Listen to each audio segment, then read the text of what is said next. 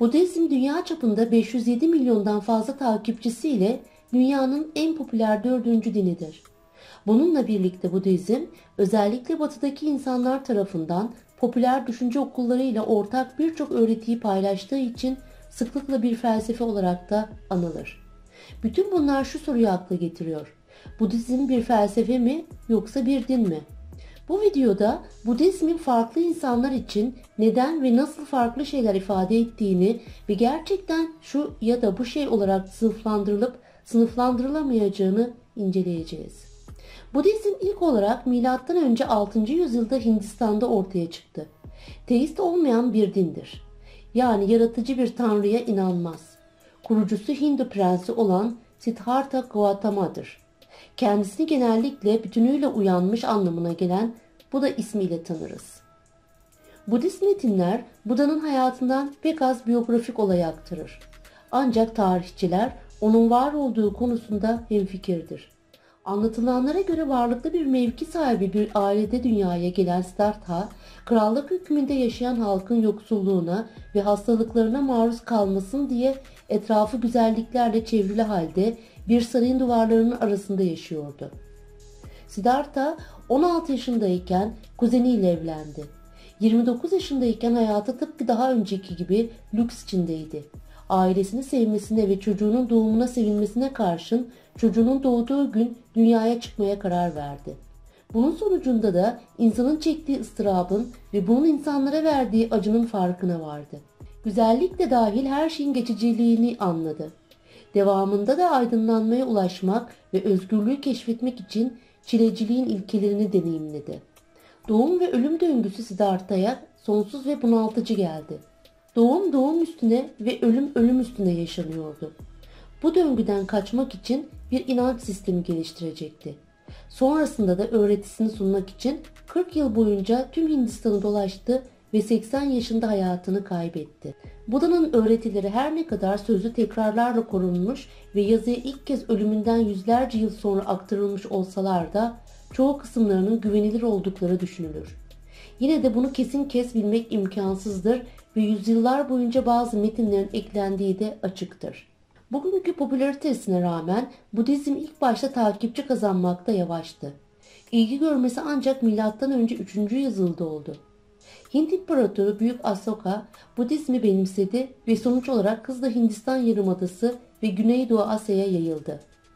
Buda öğretilerini dünyadaki gerçek acı boyutunu fark ettikten sonra geliştirmeye başladı. İnsanın ölümlülüğü nedeniyle sevdiği her şeyin kendisi de dahil sonunda öleceğini fark etti. Ancak insan hayatındaki tek acı ölüm değildir.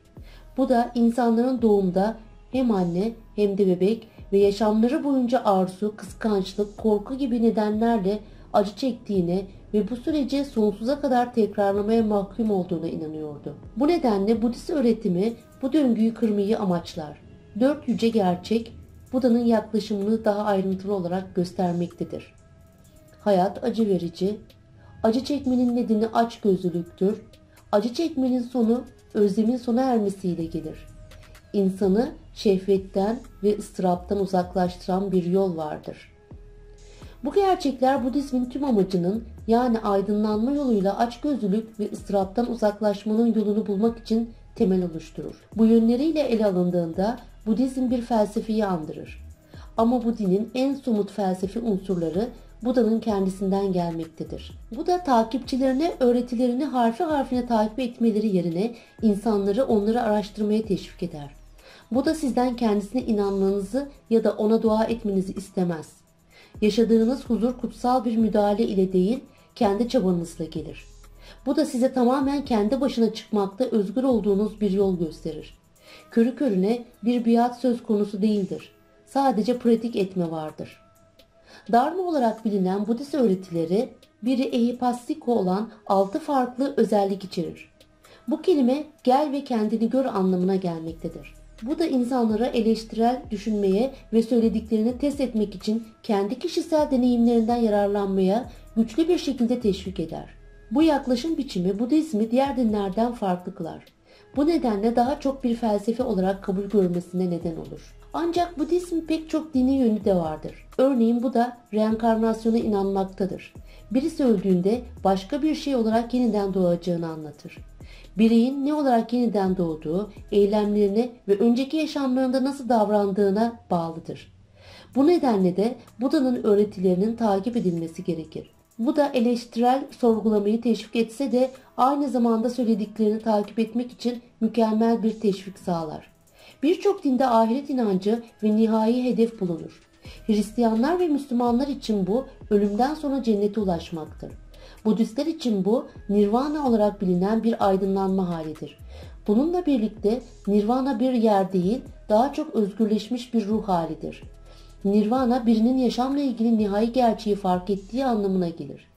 Bir birey bu duruma ulaşırsa o zaman acı çekme ve yeniden doğuş döngüsünden sonsuza kadar kurtulacaktır.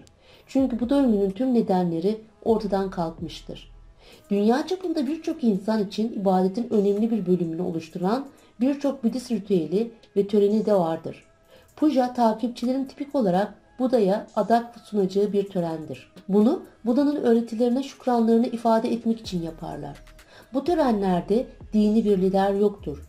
Kişiler Budist tapınaklarda veya kendi evlerinde dua eder ve meditasyon yaparlar. Kanalıma ilk defa denk geldiyseniz dilerseniz kanalıma abone olabilir, beğeni bırakabilir, diğer videolarımdan haberdar olmak isterseniz zil butonuna tıklayarak bildirimleri açabilirsiniz.